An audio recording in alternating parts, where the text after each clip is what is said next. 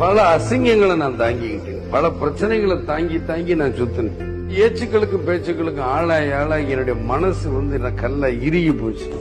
ஒரு படத்தில் நடிக்கும் போது என்னை சாப்பிட கை வைக்கும் போது கதாநாயகி வந்துட்டான், வாங்க நாங்க மார்க்கெட் சாப்பாடு நல்லா போடணும். அப்பதான் முத என்னுடைய கம்பெனி ராவுத்தர் பிலிம்ஸ் ஆரம்பிச்ச உடனே முதல் இலை போட்டு சோறு போடணும் கொண்டு வந்தது அது நான் தான். அதுல சொல்லிக்கிற கௌரவமா எல்லாருக்கும் வயிறு நிறைய சாப்பாடு போட்டு மத்தவங்களுக்காக நீ வாழ்ந்தேன்னா கடவுள் கண்டிப்பா உனக்கு சாப்பாடு போடுவார்.